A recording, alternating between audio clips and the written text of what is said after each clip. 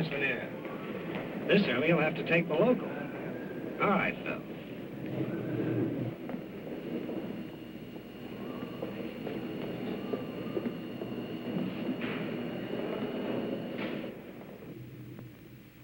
What are you for executive, Miss Lanier? Thank you, Phil.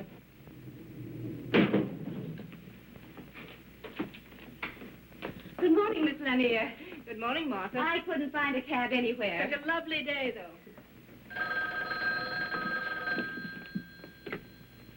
40th floor executive, Ramsey and Company. Miss Stevens. I'm sorry, sir. Our switchboard doesn't open till 9. You should be able to reach him shortly thereafter. And that's correct, sir. Mr. Staples begins with the company today. I'll leave your message on his desk. And would you put this on Mr. Staples' desk, please? Yes, ma'am. Mr. Staples will be in Mr. Quinn's old office, executive corridor. Yes, I know. I said deliver it, not read it. Yes, ma'am. Executive, 40th floor, Miss Stevens.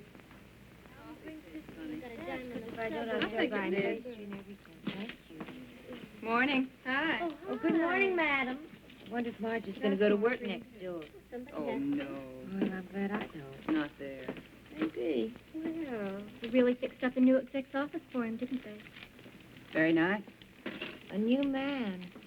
Right next door to your boss. And awfully close to Mr. Ramsey. So happens it's a new man. What's his name? Staples? Mm-hmm. Will be working with Mr. Briggs. That's why they have adjoining offices. Marjorie, baby, you're awfully defensive. I guess that's because you're worried about your Mr. Briggs. Run along, will you? May I have some more cream, please?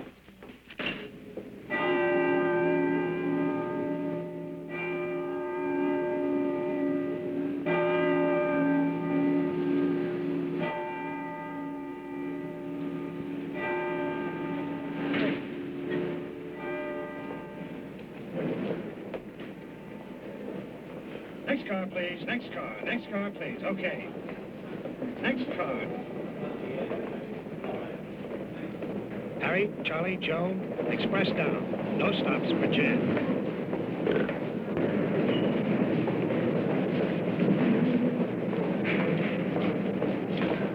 Next car. Next car. Next car, please. Next car. Next car. Good morning, Mr. Ramsey. Next car, please. All right.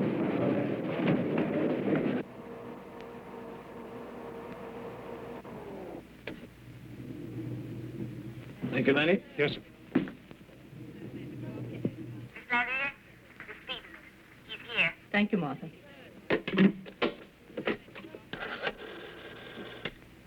Chief Operator, please. Miss Phillips, you can put this morning's 3 long-distance calls through to Mr. Ramsey. Portland, Dallas, St. Louis offices.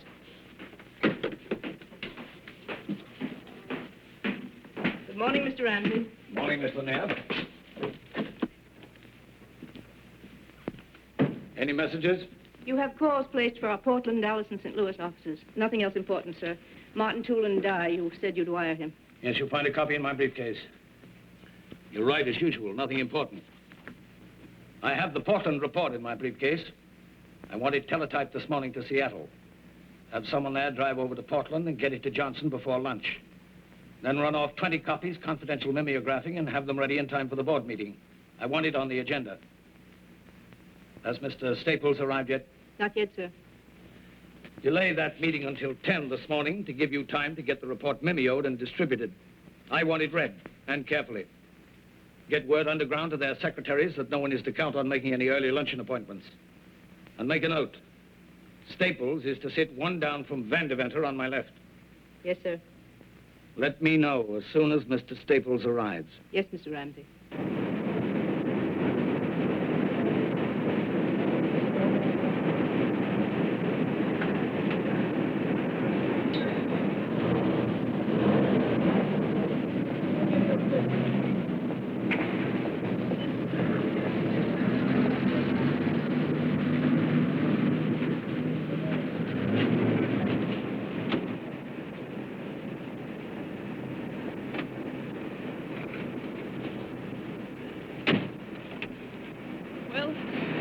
Fred, here we are. Yeah, here we are. A little different than Mansfield, isn't it? Now I know what a mother feels like when a child goes to school for the first time. Oh, goodbye, Mother.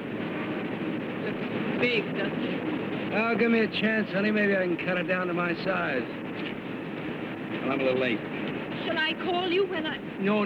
You, go on home after you finish shopping. And find a garage somewhere around Midtown to park the car. I'll phone you on what train I'll be on, huh? Bye-bye. Goodbye, darling.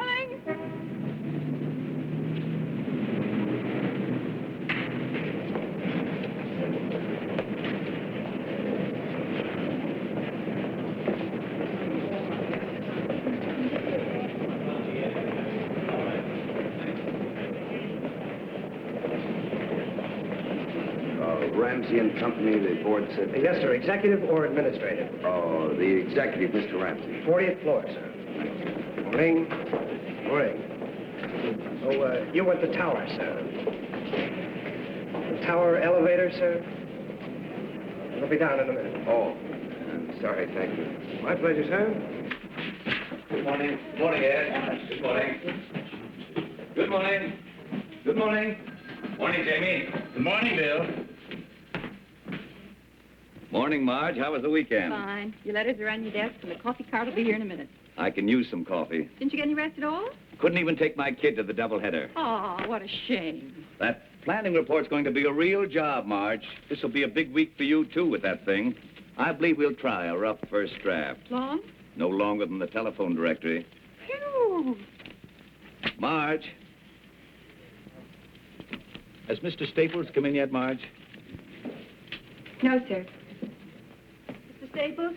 Yes. I'm Margaret Lanier, Mr. Ramsey's secretary. Oh, how do you do? Mr. Ramsey would, of course, be here to welcome you himself, but you caught him on a long-distance call. May I take you back to your office? Well, thank you very much. And on our way, I might show you some of our other departments. Have you met Miss Stevens? I introduced myself, Miss Lanier. Fine. And may I bid you my own personal welcome? We're very glad to see you. Well, that's very nice of you, thank you. Now, if you'll just come with me, Mr. Staples. Miss Stevens. Marketing and sales are below here. We have our own research department on the 40th floor. Perhaps you'd like to see that later. This is the executive corridor.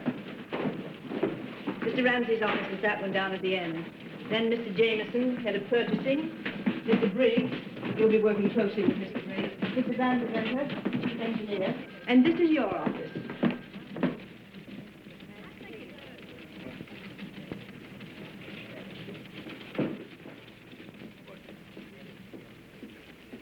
Isn't it nice? I hope you like it. Mr. Ramsey was told by someone in your old office that you were especially fond of this period. Wasn't your office in Mansfield furnished in early American? My furniture consisted of 2 filing cabinets and a surplus metal desk off of a destroyer escort. No, it's really very attractive. Very. I appreciate it very much indeed. Excuse me, Miss Lanier. Anne said you wanted to see me. Oh, yes, Marge. Mr. Staples, this is Miss Fleming. How do you do? How do you do? Marge, will you see that Mr. Staples has everything he needs in the way of office equipment? It was arranged for this morning at Mr. Briggs' suggestion. Oh, fine. I must rush now, Mr. Staples. Again, a most cordial welcome. Thank you very much. And, Marge, will you step by at my desk when you finish here, please? Yes, Miss Lanier.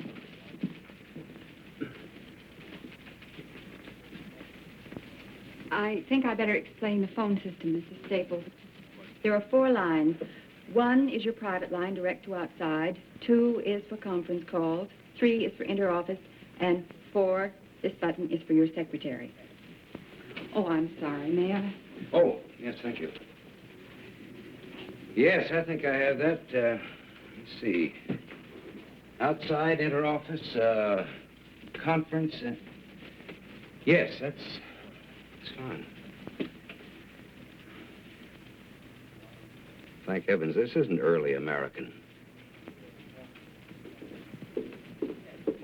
Busy? No, not at all. Oh, you must be... Bill Briggs, your next-door neighbor. Yes, of course. Well, I'm certainly glad to meet you, sir. I think, Mr. Ramsey told me you'd been sick, didn't he? Oh, did he? Actually, it's just a Just a pesky stomach that's been acting up on me. You just in from Mansfield? Yes, they took a house for... sit down, Mr. Briggs. Settled already? Good. I'm not trying to set myself up as a real New Yorker. Altoona, Pennsylvania, that's where I came from. My first trip home, I was wearing spats. I remember my father not being able to get over it. He says, Bill, he says, you went to New York to see the sights, and instead you become one of them. Well, we just got here Friday afternoon, so this morning Nancy insisted, my wife, she insisted on driving me to work the first morning. Well, you know the way women are. You know, you come out of a small town plant, you feel a little lost in a place like this.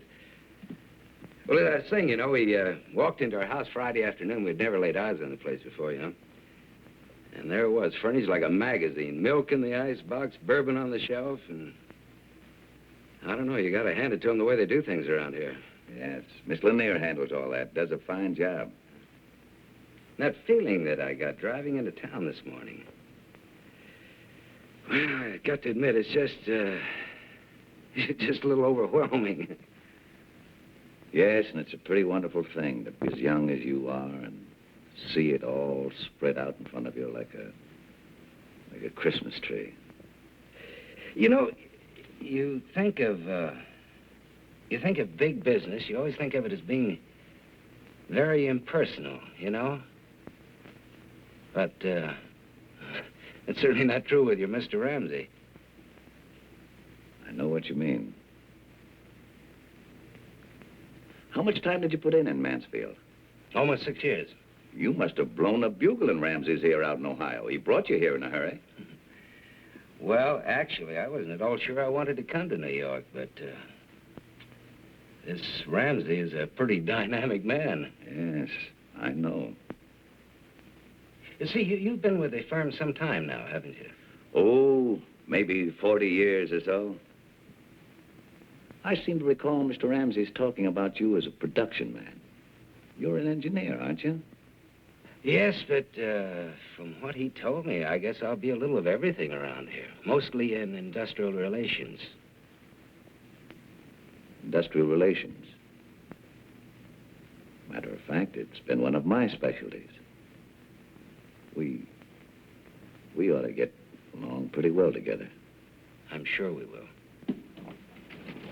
Excuse me. Mr. Ramsey's called a meeting in the conference room, Mr. Briggs. Oh? Well, Fred, it's been a real pleasure meeting you. Thank you. Mr. Ramsey's expecting Mr. Staples, too. Oh. Well, then I'll go in with you if you don't mind. Not at all. I just hope Mr. Ramsey remembers hiring me. Mr. Ramsey rarely forgets anything. After you. Thank you. Staples? Yes. Hello. Fred, this is Harvey Jameson, head of purchasing. Oh, how are you? So they finally finished it. What? Oh, Fred, your office on Friday, the painters and all, it was a madhouse. Say, Bill, are you taking along Ramsey's breakdown? Oh, no, I forgot that. A couple of other things I forgot, too. Jamie, would you and Fred go along together? I'll be in a few minutes. Fine. I suppose Lanier's giving you the cook's tour. What? Oh, yes. Did he show you the conference room? Oh, yes, on the other side, yes. Mr. Briggs? What is it, Marge? I don't know. Mr. Briggs, I think I ought to resign. Resign? What are you talking about? What happened? What is it, Marge? Mr. Briggs, I've just been ordered to go over to Mr. Staples as his new secretary. Temporarily? No, I don't think so. Who gave this order? Miss Lanier, When? about 5 minutes ago. I'm supposed to break in your new secretary. They've picked a new secretary for me? Yes, I think so. It's out of the question for you to resign, Marge, to even think of resigning.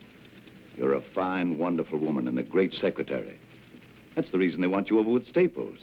He'll need someone like you because he's new here and they want him to get into harness fast. Who can tell, Marge? One of these days, that stomach of mine, pretty perverse organ, and I'm tired. You know, as it must to all men. Mr. Briggs? Have you any idea who your successor is? Yes, they've chosen Sylvia Trammell. Miss Trammell. It is so ordained. So be it.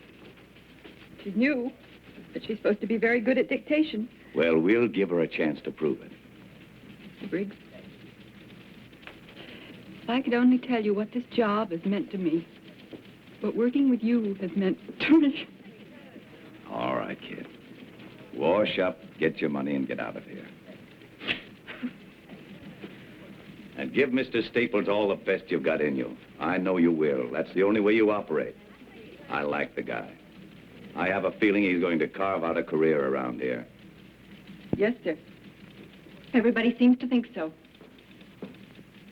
I'm sorry to keep you waiting, gentlemen. Mr. Ramsey will be with us in a moment.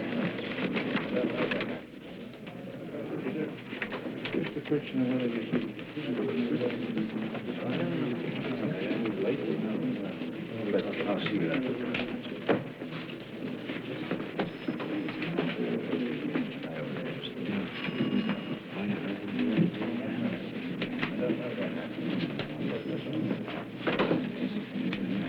Been away, have you? Good to see you. Oh, sorry, Fred. I was held up for a few minutes. See you later, Fred. Now, where are we going to sit you? Oh, here's an empty chair. I guess you can sit right here. Mr. Staples, will you sit over there, please, right next to Mr. Van Deventer? One down for Mr. Ramsey, please. Welcome back, Bill. Feeling better? Much, thank you. A little stomach. Good. I'm glad it's cleared up. John, don't forget that contract. Can you get it through tomorrow? I think so. I have to put in the send over your office. First, gentlemen, I'd like you to look over the memo sheet on top. Haverford Mutual had some doctors look into the matter of executive diets. Their findings showed incredible deficiencies. They've gotten up some food tables. I've had them memoed. I'd like you to look them over. As you know, it's been my feeling that a healthy executive is an efficient one. I think it not amiss now to introduce the newest member of our team, Mr. Fred Staples. He's from Mansfield, Ohio. As you all know, he was general manager of Queen City Tool and Die until we took it over. His record there was a brilliant one. He's a production engineer by training, an industrial relations man by instinct. I expect good things from him.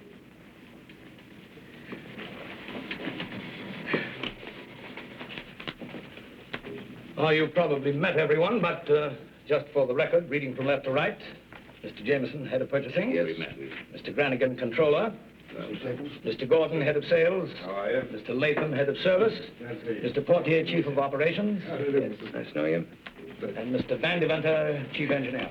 How are you? Nice to see you. Pleasure. Oh, and of course you've met Mr. Briggs, Oh, yes. who is our vice president, assistant general manager, in charge of everything that everybody else forgets to be in charge of. Now, gentlemen, you all have before you a copy of the Williamston plant purchase prospectus. Mr. Jameson, did you attach your supplements? It's right there, Mr. Ramsey, page 17R, under process equipment. And Mr. Granigan, the stock purchase plan I outlined, I have your comments here? You do, Mr. Ramsey. Good. Feasible, is it? Very much so, in my opinion. Good. Well, that about winds it up, unless there are any further points to be made. I do think, Mr. Ramsey, if we could keep the transaction under wraps for a bit, at least during the preliminaries. You know what'll happen to the stock quotations if it leaks out that we've agreed to a purchase. I've arranged it this way. The stock quotation as of yesterday morning... You seem to be straining at the leash, Mr. Briggs, or am I mistaken? You mentioned here that probable time of purchase would be sometime in June. Are the plants to be in receivership until then? That seems to be what it says. That means 6 months with improper maintenance of equipment. Oh, I doubt it, Bill. I've had two of my best men out there for the last 6 weeks. Oh, we had a varying voltage problem, but that was taken care of. You know, maintenance-wise, I doubt if there'll be $1,000 worth of deterioration. How about goodwill? What about it? The plant employs 900 men. That's half the working force of the village. So? So what do we do with these men? Cover them with cosmoline and put them away in a drawer until we get ready to resume production? I thought your concern was for the plant. And what good is the plant without the men? You chop a village payroll in half for 6 months and you might not have a plant because you might not have a village.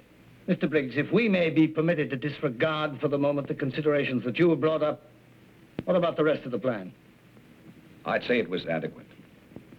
Adequate.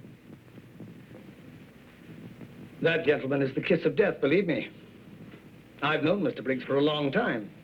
When he says something is adequate, what he means is that it is entirely inadequate. I must admit to feeling a concern over some 900 men suddenly deprived of a livelihood. Mr. Briggs, if you would do me the goodness to look at what I consider to be a fairly elementary business principle. By putting 900 men out of work temporarily, we may ultimately employ twice that number in the same town. By cutting production costs as a result, we will then be able to compete more favorably in the market. Thus, we'll be able to sell more goods. We're not going to ruin that town, we're going to make it.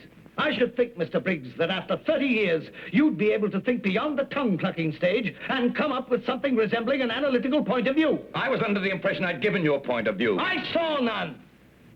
From you I got, and I seem constantly to be getting, a very negative response of any at all. Adequate, I believe you said. Well, Mr. Briggs, this little move will save us conservatively $500,000, which we'll be able to put back into the business. I must say you take a liberal view of adequacy. I didn't intend to make a central issue out of this, but I did feel it important enough to air in this meeting. Well, you have aired it in this meeting. I think it's a good thing you did.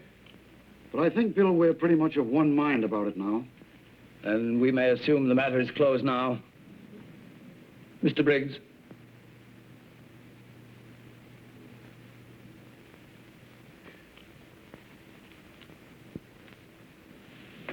How about you, Mr. Staples? Do you have an opinion? No. No, I think not, Mr. Ramsey. Why not? Well, frankly, it's a little out of my grasp at the moment. I don't know anything about the firm, its corporative setup, reasons for bankruptcy, or for that matter, its product. I'm afraid I'll have to pass. Good answer. I respect thoughtful judgment, Mr. Staples. Congratulations. We'll adjourn now until 2 o'clock. I'm sorry we got started so late this morning, but I wanted this analysis mimeoed for your inspection. After lunch, we'll take up the Portland report, which you have before you. Mr. Granigan attended the stockholders' meeting there on Tuesday, and we'll begin our discussion with his report. That's all. All right, sir. Oh, Bill. All right, come and have some lunch, eh? No, thank you. Bill, wasn't there something you wanted to speak to me about before? Nothing important. Fine. Tummy's all right, eh? Cast iron. Couldn't be better. Good. Keep it up. Staples. See you later. You bet. Good to have you with us, Staples. Thank you. The arrangement's satisfactory? Oh, yes, just perfect. I'm sure you'll be hearing from my wife very soon about that. It's a beautiful house. Beautiful country up there. I'm sure you'll love it. See you later, Bill? Fred. Briggs is working on a project now, a comprehensive planning report. The point is that it's very important, most important indeed for our future program, and it's far too big a job for Briggs, or for any one man to handle. Now, what I want you to do is get your finger in it. Certainly. What I mean is more than just your finger. You understand me? Yes, Mr. Ramsey, you make that quite clear.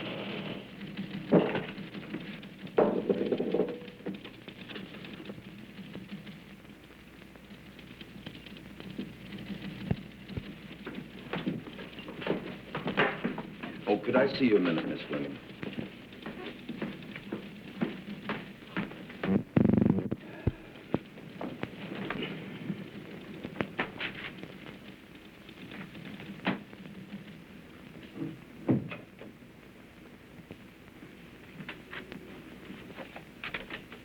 Yes, sir? Oh, I wonder if you could check for me, please, as to who's to be my secretary. I need some notes typed up. I'm to be your secretary, Mr. Staples. But I thought Mr. Briggs... It was arranged for, just before the meeting, Mr. Staples. I take it you'd rather remain with Mr. Briggs. I was Mr. Briggs' secretary for 7 years, Mr. Staples. Well, in that case, I see no reason why I shouldn't be able to get someone else. It was Mr. Ramsey's idea. Do you want to give me those notes now? No, why don't you have your lunch first, Miss Fleming? We'll take care of these when you come back.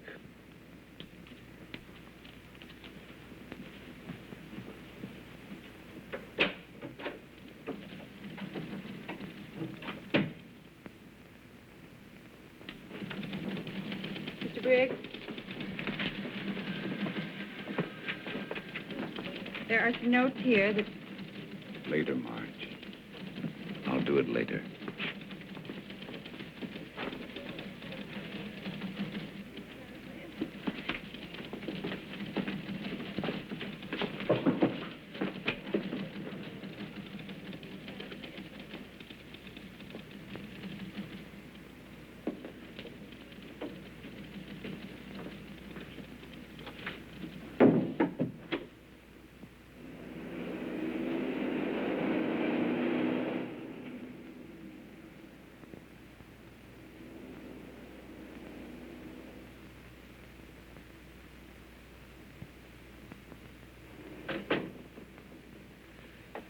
Darling, you didn't say anything about my new hairdo. Do you like it?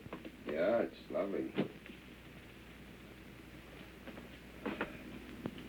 Wish you could see the new dresses I bought. They're just beautiful. Where are they? Oh, they're still at the store having little things done to them. Well, come on in the kitchen. I'll fix your drink. Not the kitchen. The library. Oh?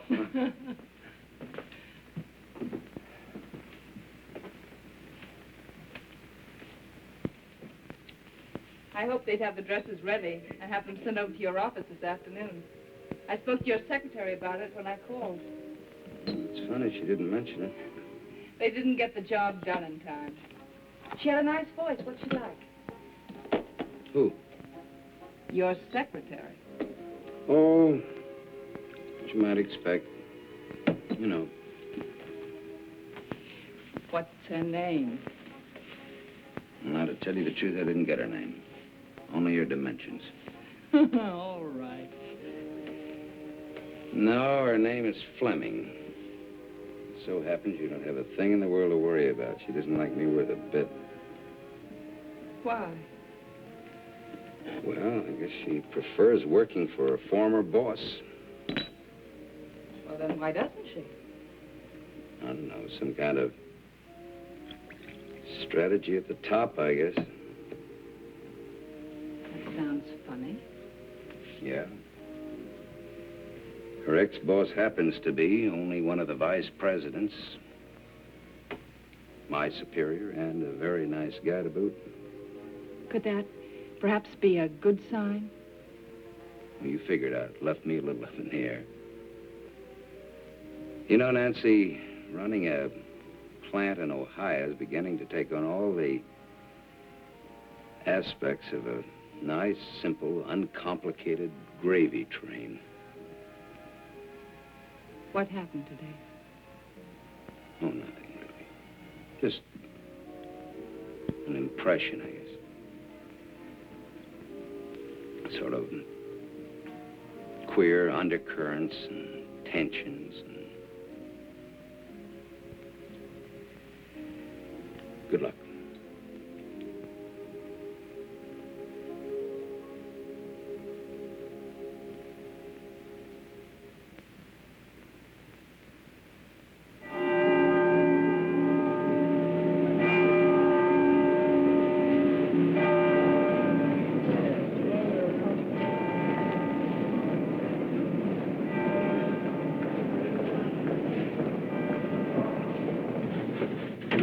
Ramsey?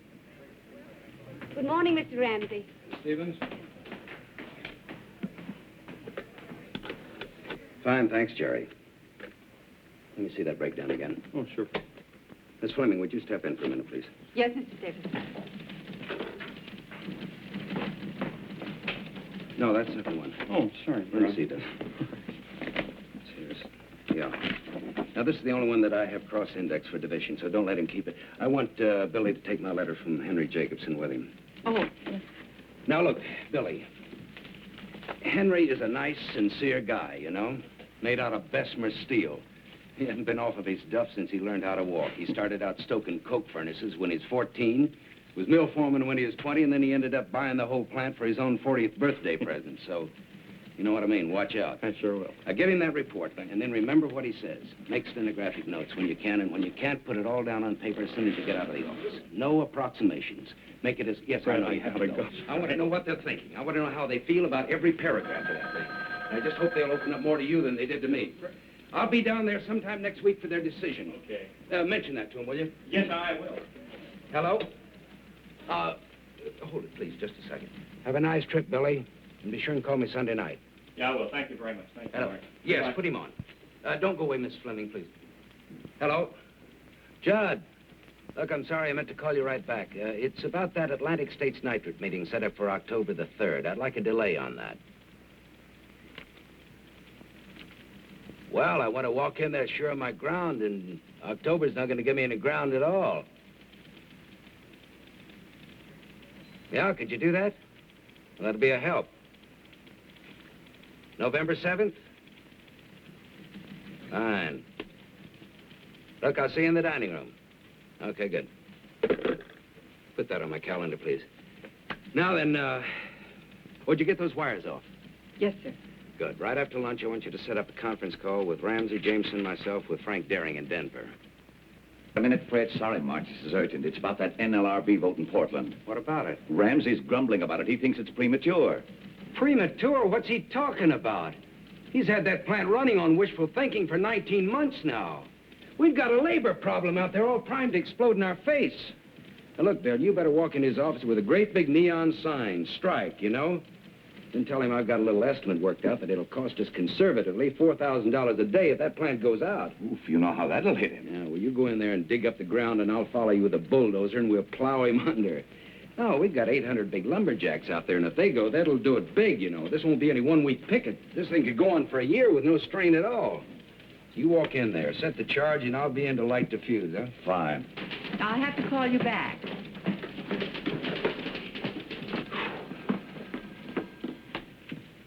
Is 2:30 convenient for your call to Denver, Mr. Staples? Do I have anything else on? I got another problem out here, if you can spare a minute. Wow, Paul, how are you, partner? Mr. Staples, that gun. Oh, you got it. Now, you like it? You try it out yet? Try it yet. 30 seconds from the time he read Winchester double barrel on the box, he was sighting it. Well, how about going out for a little skeet shooting on Sunday? Give it a try, huh? Wonderful. Can I, Dad? He's all yours, Fred. He's a little too strenuous for me. Mr. Staples doesn't get tired like you do, Dad. I don't get tired. He was an All-American. Well, it was just terrific, so I had to stop by and thank you. You forget it. Well, so long. I'll see you outside. Real thoughtful of you, Fred. It's my pleasure, Bill. Hello, Mr. Ramsey. How are you, Paul? Still taking your vitamins, are you? I guess so, sir. Fine, fine. Keep it up. Excuse me, Mr. Briggs. Oh, man, I'm tired. I've made arrangements for your call to Denver, Mr. Staples. If I could go over one paragraph... No, I think I'll knock that off after lunch, if you don't mind, Miss Fleming. All right, Mr. Staples. No, drink it here. Relax a minute. Thank you. I will.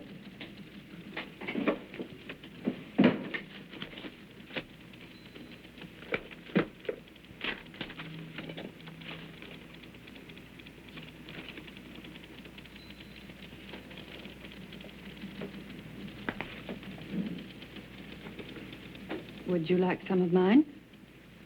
Yes, thank you. As a matter of fact, I would. No, that's plenty, thank you.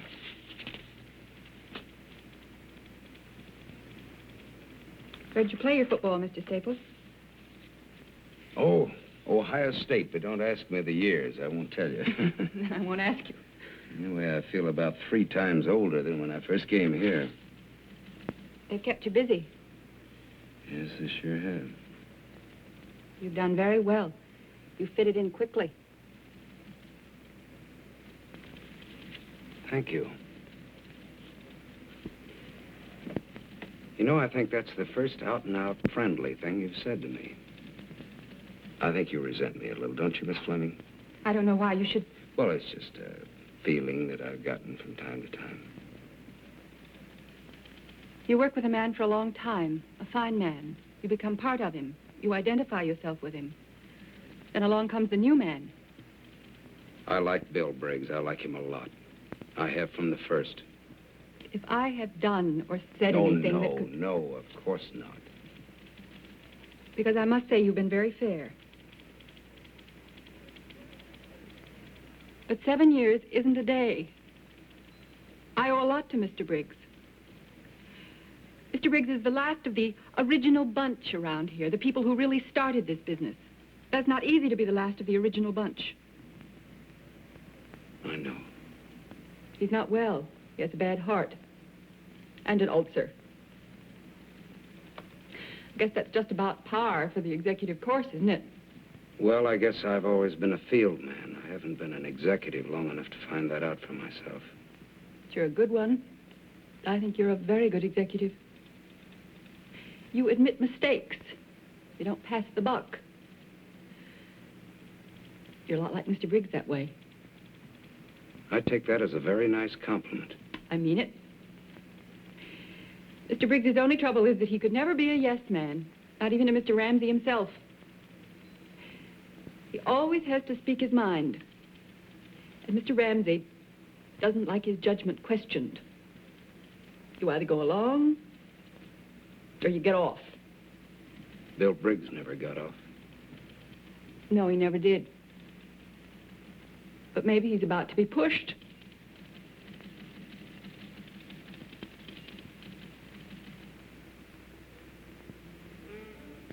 Surprised he blew up at the next round, and then Howard went right by him with a 65. A 65, I ask you. 7 birdies, and he sank an 82-foot putt on the last green for an eagle. Oh, hello, my dear. You know, that's some golf.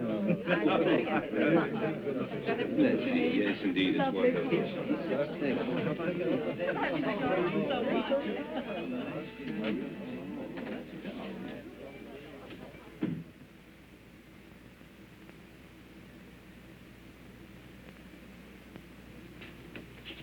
The coffee will be ready in just a little while. Fine. You know, my father's recipe for coffee was to mix salt and chocolate with the grounds. Cook them all up together. He'd never drink anything else. Sounds wonderful. They serve it at a small downtown restaurant I eat at occasionally. I must remember to mention it to Fred. You said he was a confirmed coffee drinker? Dedicated. Fine. He's quite a young man, this husband of yours.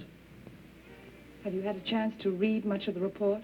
Of course, it isn't finished yet, Well, but... thank you for letting me see this much. Not according to Miss Post, I suppose, at the dinner party, but it makes me extremely proud of my judgment. So happy. He's been worried about it. And... Nancy. Will you excuse me?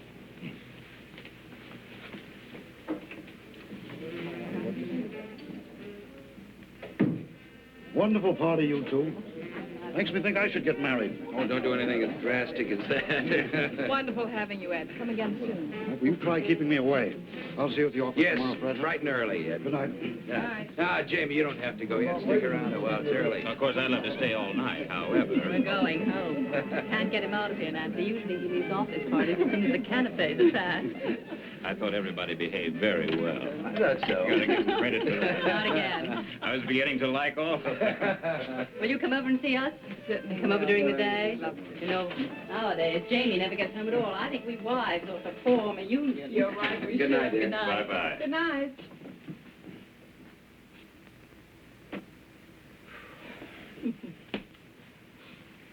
I wonder what happened to Bill Briggs tonight. Oh, darling, I forgot to tell you. He phoned earlier. He said he wanted to come, but he just didn't feel up to Oh, it. Nancy, I wish you'd have called me to the phone. I wanted to talk to him anyway. Darling, Maybe you if were I'd have... busy. Well, I know, but I...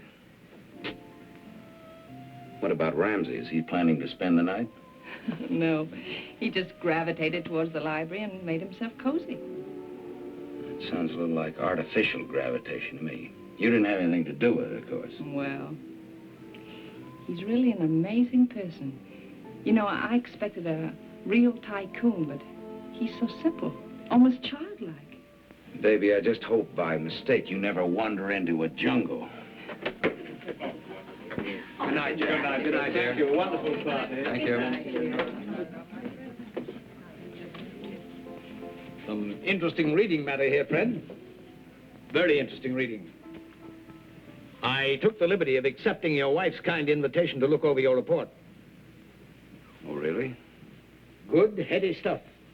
Good, solid thinking. And some of it is better than good. Of course, I can't say that I agree with all your conclusions, but I listen to arguments. It'll be good to hear arguments for a change.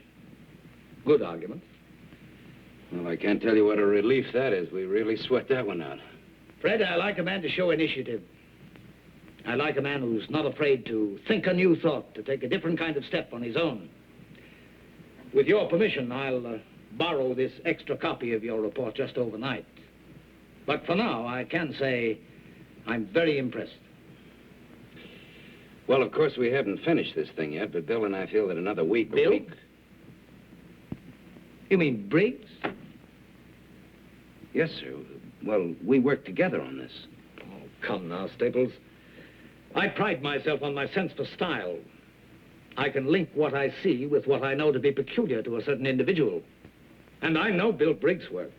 I've been exposed to it since I was a voting age. This isn't his style. It isn't his brand of thinking. Well, I don't know what Nancy could have told you, but Bill and I work together. Fred, learn to accept success. It's tougher sometimes than learning to accept failure.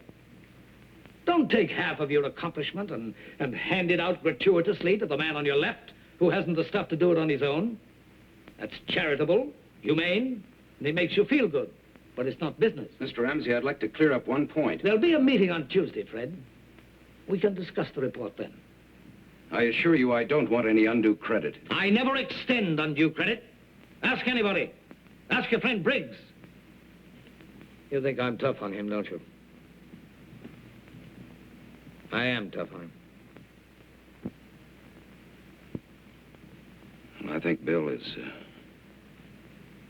I think he's a good man. He was. And grandfather clocks were good clocks, and Stanley steamers were good automobiles, but you can't run them in competition today. I must say that I like some of his ideas very much. Very much indeed. So do I. Some of them. Not many. Still, a man with Bill's experience and... I don't know, I think he'd be very hard to replace. I'll see if that coffee's ready. Are you serious, Fred? Briggs would be hard to replace? Do you honestly think that? And why do you think I brought you on here from Mansfield on such short notice? Do you think that was a whim? Is that what you think? Fred, you're Briggs' replacement. I thought you understood that. I'm expecting his resignation. I don't like to prolong these things. They're unpleasant and personal no matter what tack you use. And under no circumstances could I or would I undertake to fire him.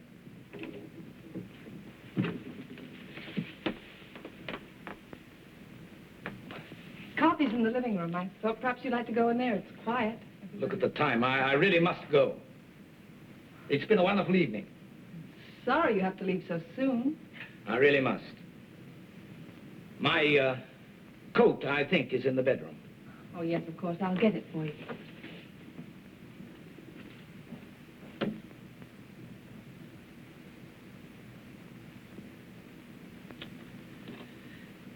May I make a suggestion?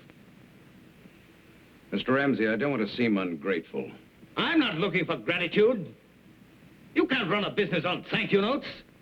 That's Briggs' trouble. And God forgive me, that was my father's trouble, too. This incredible conception of a huge industry being run like a soup kitchen, like a welfare comfort station. I know what the old-timers think of me. I've grown up getting stared at by a lot of tongue-clucking old fogies who find me ruthless. Kind of people who represent everything that might have kept our business from growing to anything like its present size.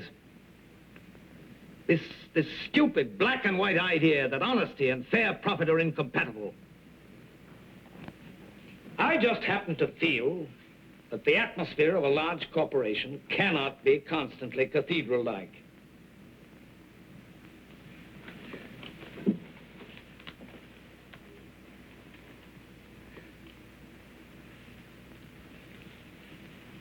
Thank you, Mrs. Staples. And again, thanks for a wonderful evening.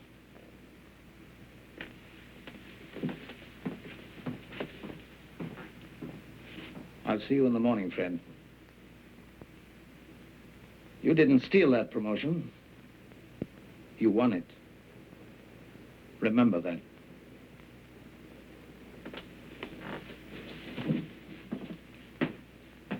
Good night, Mr. Ramsey. Hope you'll come soon again. Thank you, Nancy. I hope I'll be able to. Good night.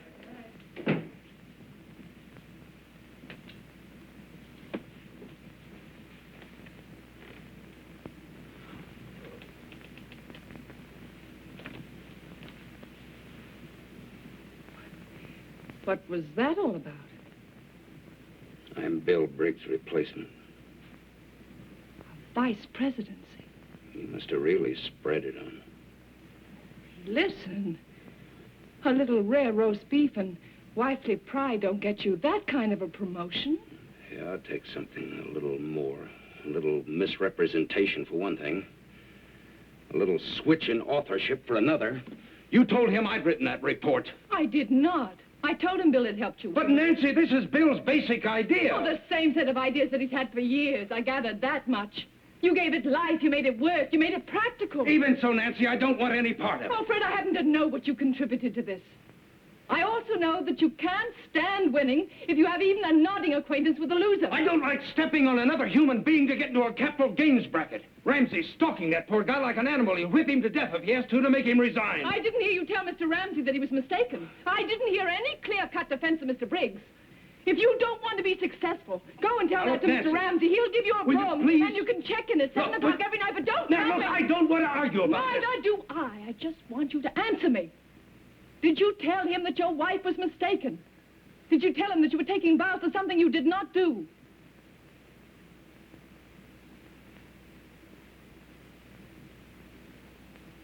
No. No, I didn't. Why not, Fred? Why not? Because I want the job. Thank you for a straight and honest answer. Now I think we can both sleep tonight.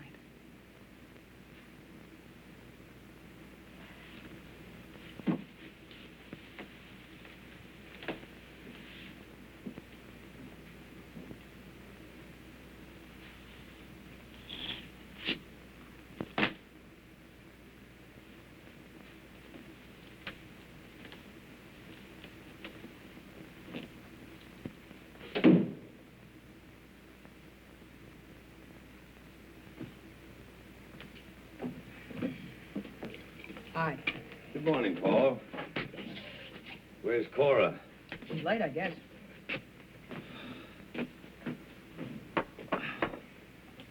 Aren't you going to be late for school? It's only 8:10.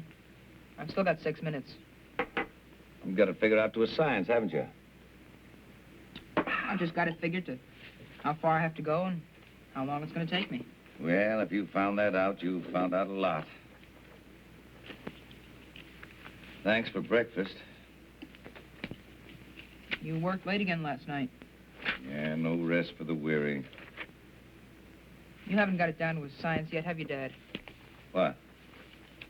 How far you have to go and how long it'll take you? What's the matter, Paul?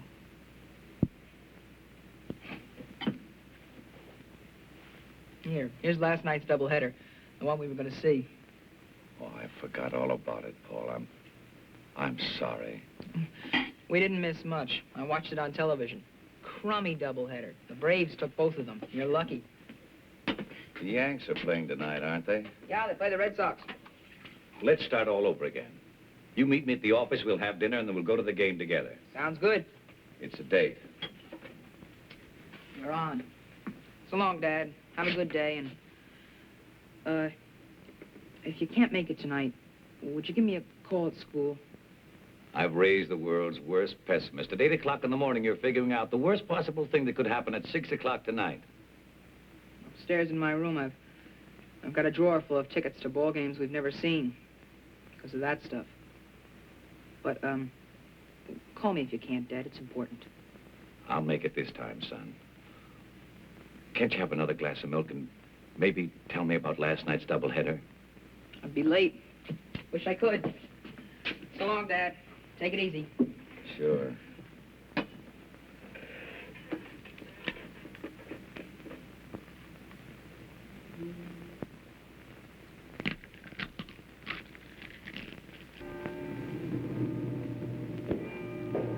Good evening, Mr. Staples. Good evening, Sally.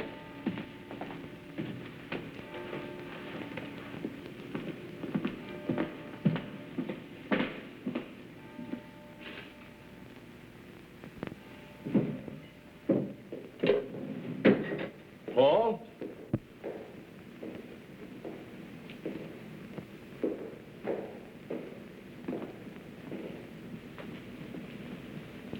Hi, Bill. Hi, Fred. I thought it was my son. He's going to pick me up. Got time for a cigarette? Sure. What are you doing here? I thought you were going to the ball game. I've had a miserable headache since dinner. So I sent Paul on to see the game alone. He's going to pick me up. How long you been here? A couple of hours, I guess. Can I get you an aspirin or something? Oh, no. It's much better now. Anyway, it gave me a chance to look over the supplements you did for the report. I think Ramsey's right, Fred. You may be an engineer by diploma, but you're a crackerjack industrial planner by instinct or something. Coming from you, Bill, that sounds real good. No question about it. Some of your suggestions were great, Fred. Really great. I've incorporated them verbatim. I like your approach, Fred. You think of people in terms of the human factor, not just logistically. Something I've never been able to make Ramsey understand. Anyway, now he can't complain. I turn in the same report every year. He won't be able to say that this year. Join me, Fred? No thanks, Bill. I've got to pick Nancy up for supper and that long drive home, you know. I don't know. Maybe I'm just getting old. I used to be pretty tough. Still tough, I guess. Every now and then I get tired. Tired of arguments, tired of battling, tired of the whole bloody mess with all this fancy organization and super finagling. Oh, I know it's legal and modern and all that. It's what they call the trend, isn't it? In the old days, things were a lot simpler. Businesses grow, Bill. This business didn't grow, not since old man Ramsey passed on. It's been added to. That's not growth. It's just plain acquisition of business of stock transfers and bank loans, manipulated by hired shysters and their sharpshooting accountants, and organized and controlled by a barracuda like Walter Ramsey. You sure you won't have a snifter, Fred? I wish you would. No. Well, times change, Bill. You know that. But do they always change for the better? Old man Ramsey could walk down a production line and call every man by his first name, and get called by his first name in return. No, I know that feeling, believe me. He didn't need public relations experts. Honor was enough. Character. And he never sold a share of stock in his company either. Not till the Depression came along and he had to raise cash or go under. And do you know why? Because he would not lay off one single man. That's the kind of man Jim Ramsey was. Now I sit in that fancy conference room with Jim Ramsey's son. I sit there and I see all the old man's principles, all his beliefs, every single thing holy to him, jobbed off by this spindly little financial wizard, this wall-eyed, ice-coated little rooster who knows more about debentures than he does about the human heart. Bill. I'm all right. Take it easy. I'm all right. You're going to work yourself up. Sit down, friend. Sit down quietly and be a nice, sympathetic friend and associate. I'm wondering if you're as good a human being as you are an industrial relations man. He doesn't like you, does he? No.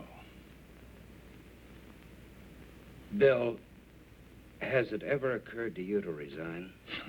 Of course it has. 1,000 times. Why don't you? What? Resign. You can't take the chance of letting this man fire you. On our level, you don't get fired. You know that. After 30 years of productive work, they can't say to a man like me, all right, now get out. They just can't do that. So what do? They create a situation. A situation you can't work in and finally that you can't live in. Where there's tension, abuse, small humiliations. It all starts out on a scale so subtle, so microscopic, that at first you can't really believe it's happening at all. But gradually the thing begins to take shape. The pieces fit together, all the little bits, and it becomes unmistakable. They chip away at your pride, your security, till you begin to have doubts.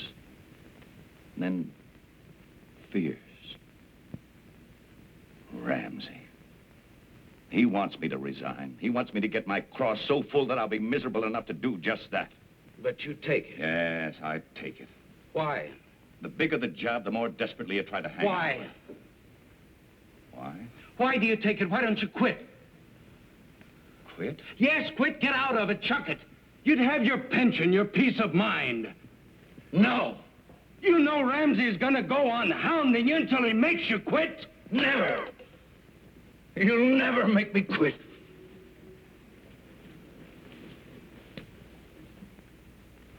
Bill, I wish I could understand why you go on taking it. Because I'm weak, I guess. Because I'm 62 years old and I don't think I could get another job. How's that strike you? How do you think? Once in a while, I have a dream. I dream I'm sitting in that conference room and he starts working me over. I'm just smiling, see? Perfectly calm, and I'm taking it. I don't show the slightest resentment. And then without any change of expression, I get up out of my chair and I walk over to him. And I say, Ramsey. Bill. Ramsey! Bill. Ramsey, I say, and then I smash him. Bill. And then I smash him again. Get a hold of yourself. And I hit him again. What's and wrong with you? And I hold him up. Bill. Get up, Ramsey, I say, I'm not through yet. Bill.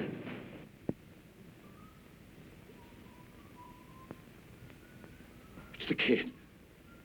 He's coming to pick me up. Fred, I don't want him to see me, not like this. You're all right, Bill. Just sit down now. No, he can't see me like this. Fred, help me. Help me.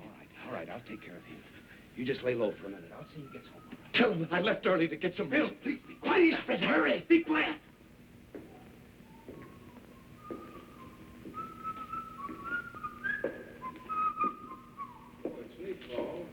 Oh, hi, Mr. Staples. Man, what a place by night.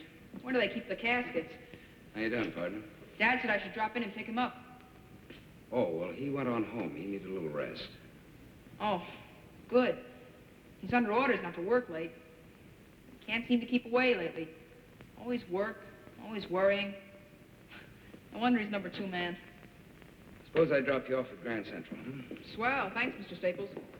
Ever since I can remember, he's been married to this place. Mom used to say the same thing.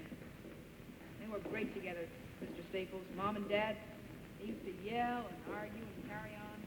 He was a fighter. It was great growing up. I remember.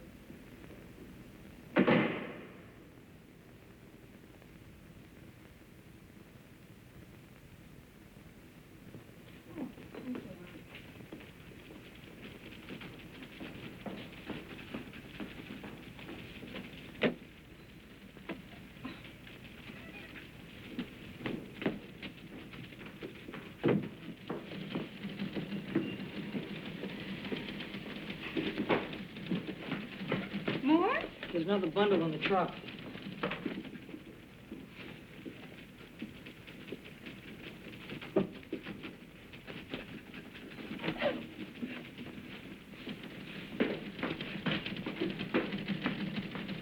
Mr. Staples, you left your hat in Mr. Briggs' office? Oh, Fred, I have the Stanley complex made up if you'd like to take a look at it. please.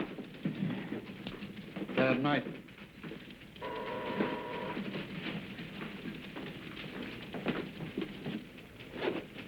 Yes, Mr. Staples? Now, this is the proposals report. Give that to Miss Lanier for confidential memoing. Tell her that Mr. Briggs has the only carbon. Is he in yet? No, sir. Mr. Staples? Yes. It's not signed. How would you like the names? In what order? First yours, or first Mr. Briggs? Oh, I don't care. It makes no difference to me. But in joint projects, Mr. Staples... I really don't think it's too important. Put Mr. Briggs' name first, if you like. Just give it to Miss Lanier right away. I'd like this thing printed by afternoon, if possible. That's all, Marge. Yes, Mr. Staples.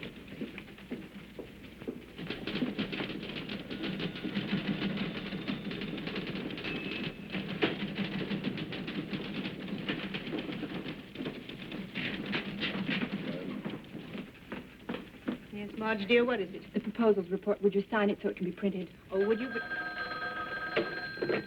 Just a moment, please. Marge, will you please take it into Mr. Ramsey? He asked to see it first. Hello? Oh, yes, good morning. Is that the report? Yes, sir. Miss Lanier said you wanted to see it. Yes, I do. Who signed this? I wrote the title page. Mr. Staples suggested I sign it.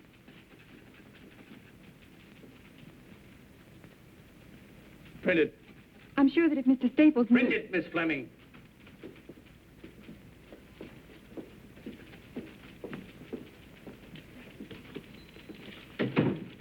I can sign that report now, Marge.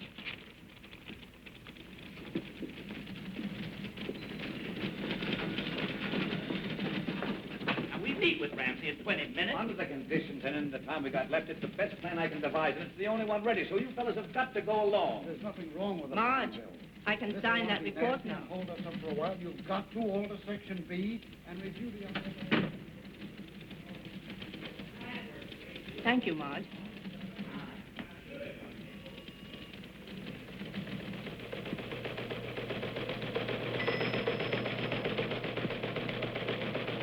The major projects during the period of aforementioned being the Huber Petroleum Refinery, the Sterling Cast Airs Refinery, the Chatham Nickel Smelter Company, the Henderson Valley Dam, the Swing Carbon Steam Plant, and the New England Canadian Natural Gas Pipeline. Good report, Van. Thank you. I got a real feeling of activity during your reading. The next item of business is the project's proposal report. Clearly of the greatest single importance on our docket this morning. I must say, and I'm sure you'll all agree, that I am not given to enthusiasms at the drop of a submission. But of this I feel impelled to say that it is unique in effort, ingenious in thought. To Mr. Fred Staples of our organization goes my heartfelt thanks and congratulations. Besides being our newest member, he seems to be shaping up as among our most astute. This set of proposals is ingenious, comprehensive, and fresh. Congratulations. Your success is a reaffirmation of my own judgment. Mr. Ramsey. Of my own good judgment, I may add. Mr. Ramsey. I prefer not to be drenched with modesty, Mr. This Staples. is not modesty, just the extension of credit where it's due. Bill here is as Mr. responsible Briggs, as... Is your name about to be used in vain? I don't think Fred would use my name in vain. And it's refreshing to find someone not suffering from over-modesty. What I was trying to say is that we worked on this project together. It's a combined effort. I'm sure it was.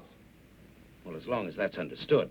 Oh, it is, it is. It's just that I feel reasonably competent to assess individual performances and to single out those that I feel should be singled out, with all due regard for Mr. Staples' concern for his fellow man. Now then, if Mr. Briggs' ego has been sufficiently nourished... I don't think Fred brought this out to feed my ego. Oh, well then whatever it was that prompted his precipitate dash to your defense... There was no dash to my defense. Why don't we drop the thing, Mr. Briggs? I hate becoming entangled in absurd little personality conflicts. I'll put a star by your name on the front cover if that'll make you happy. My name is no longer on the front cover. Mr. Briggs. You're twisting the entire thing to make it appear as if I were grubbing for some sort of recognition. Mr. Briggs. I find it unfair, Mr. Ramsey. We have a full agenda. If you feel so bruised that you must persist in prolonging this discussion... Mr. Ramsey! Let me finish, Mr. Staples, if I may. We have only one purpose here, to work. We cannot hope to accomplish this if we must be continually subjected to these singularly unbecoming strains and tensions, these childish claims and counterclaims. Mr. Briggs, I ask you a simple question.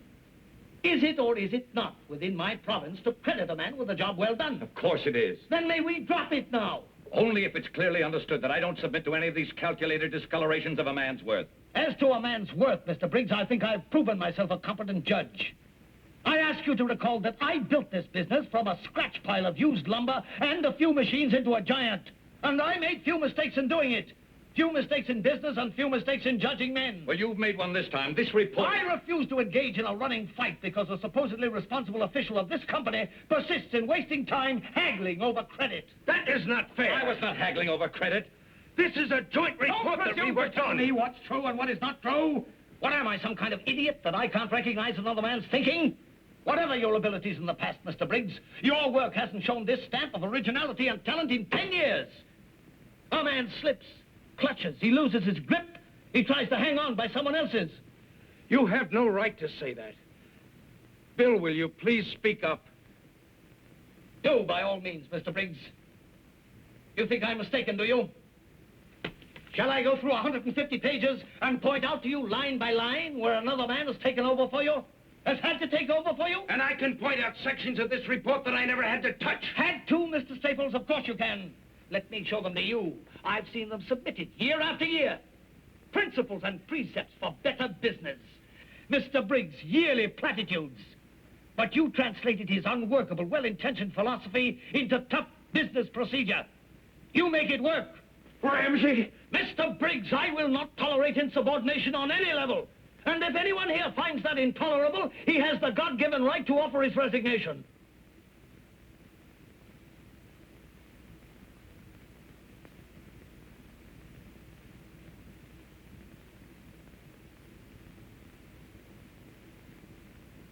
Bill. Please. Mr. Ramsey, I had no intention of seeming insubordinate.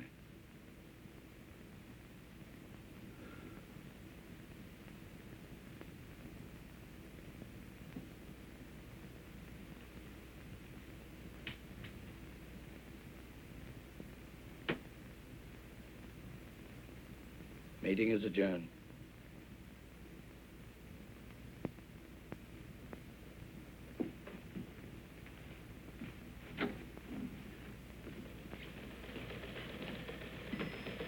Mr. Briggs.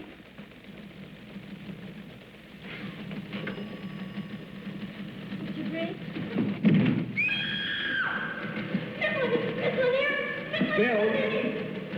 Bill, can you hear me? Little bottle of pills. Cold. Office. Get some water. Yeah. Flanagan, get an ambulance. I've called Dr. Blake.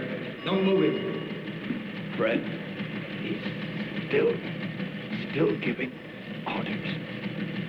Do me a favor, Fred. What, Bill? Tell him. Go to...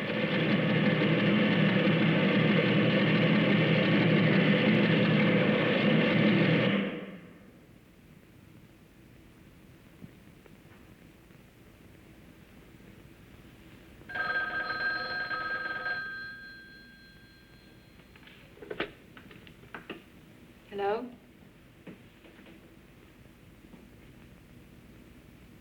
Thank you, Mr. Staples. 5 minutes ago.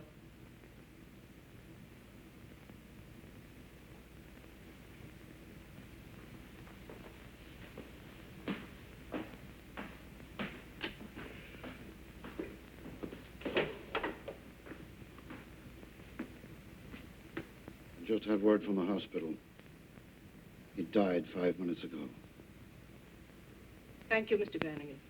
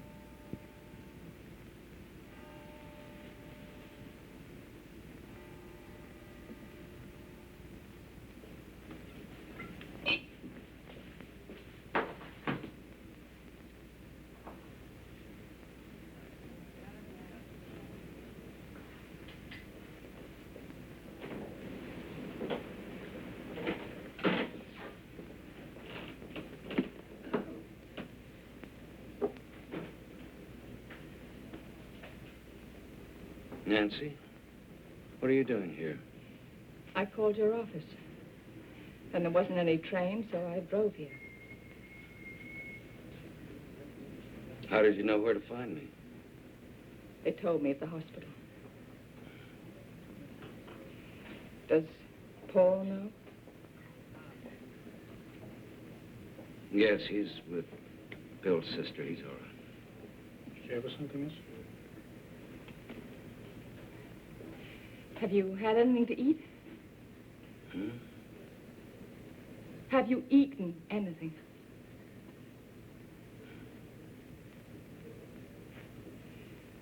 Fred, what happened? Nothing. Not a thing. Except a murder. There were witnesses, too, plenty of us. And no one lifted a finger to stop it. Fred. Nancy, I know I didn't lift a finger. Don't know. I'm not going to have you going around in sackcloth and ashes for something that you did everything in your power to stop. You begged him to resign. You know that. What more could you have done? What more could anyone have done? Nancy, I think you'd better go home. Would you take this, please? Are you coming? No. Then I won't go. I want you to go home and start packing. Where are we going? I don't know. Somewhere, anywhere. Just away. There's an awful stink in this town, and we're going to get away from it. Come on, I'll put you in the car. No, I'm not going to leave you alone. Nancy, I want you to go home, please. No, I'm not going tonight. Tomorrow I'll do anything you ask. I'll pack. I'll go anywhere you ask, but not tonight. Not in the state you're in. Now, look, there's something I've got to do. Fine. Then we'll do it together.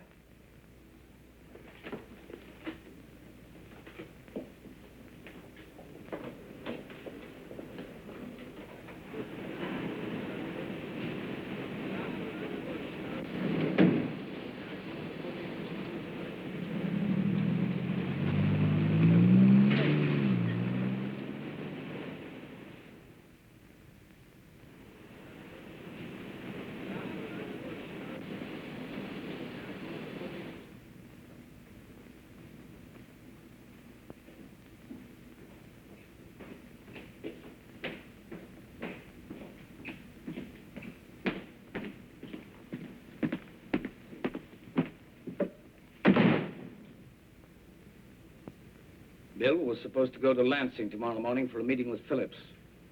You'll have to take his place. I believe I've already mentioned that. Yeah, you mentioned it.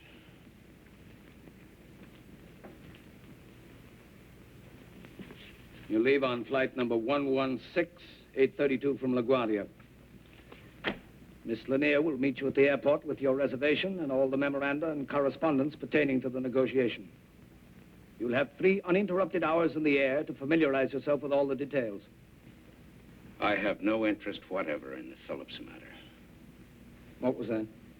I'm telling you that I don't want the job. I'm through. I'm quitting. I resign as of now. Why? Because I hate your guts. You used Bill Briggs for a whipping boy. You made him knuckle under, and then you beat him to death. You wouldn't try anything like that with me because I'd kill you first. I'm not a nice human being. What else? You're nothing but a freak. You drive your people into peak efficiency if they can make it, or a grave if they can't. Because Bill Briggs lacked the strength and to stand the capacity. He was second in command. He had a lot of responsibility to hold, and he cracked under it. It was his business, too. It's no one's business. It belongs only to the best, to those who can control it, sustain it, nurture it, keep it growing. Right now, it belongs to us because we're producing. But in the future, it belongs to whoever has the brains, the nerve, and the skill to take it away from us. Well, they can have my share of it right now because I don't want any part of it. What do you want from me? Apologies? I don't apologize. What else? A nice unsullied conscience? You walk out of here with a halo because you spoke your mind? What do you do then? Go to work for some nickel and dime outfit run by nice people who won't challenge you and prod you and goad you and drive you to a height you never even dreamed of? A company where there's nothing to fight for because you're the best and there's no competition? Where everything is handed to you and nothing is worth fighting for? I want you to stay. I don't think you understand, Ramsey. I don't like you. I don't like anything about you. I didn't hire you to like me. All right, I'm not a nice person in your eyes. But whatever I am, you learn more, grow more, and do more here with me than anywhere else on earth. I want you to stay because I need help on my level. And you're the only one who's able to function there. Be a conscience for me if you want. Be anything you like. And if it's something I don't like, you'll know about it soon enough. I think you're strong enough to take it.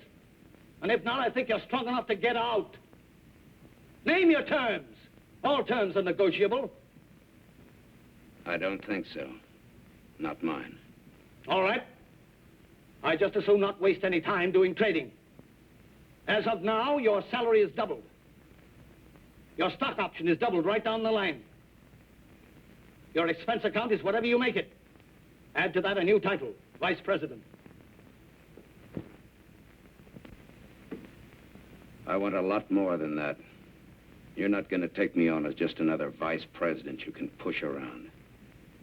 You take me as someone who hates you down to the bare nerve. Nothing in the world will ever change that. I'll argue with you, contradict you, fight you in every way I know how. I'll do everything in my power to push you out and take your place myself. Go ahead and try. Mr. Staples, you have yourself a deal. Have it drawn up. No reservations now?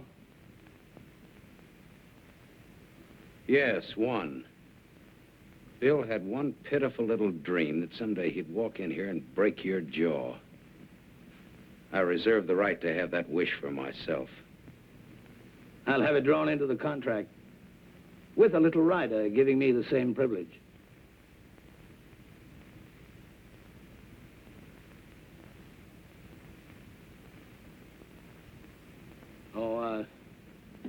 Staples, you'll be pleased to know that Bill Briggs' boy is being taken care of.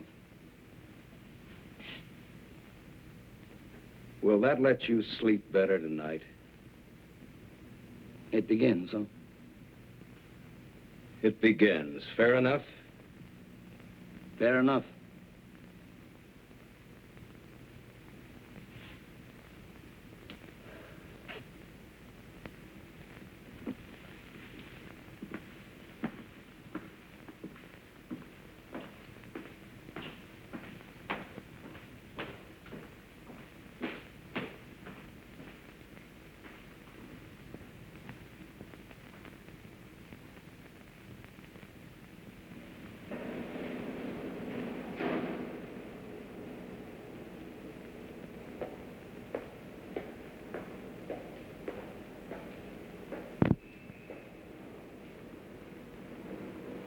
Do we pack? No. We stay.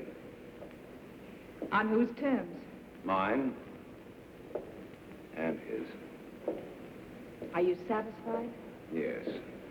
Oh, Fred. You know, it's easy enough to chuck something you think is wrong, but I don't know, this way maybe there's a chance. I'm so happy. Well, we'll see. I've got to go to Lansing. Morning plane. When will you be back? Tomorrow night. I'll be late. Aren't you always?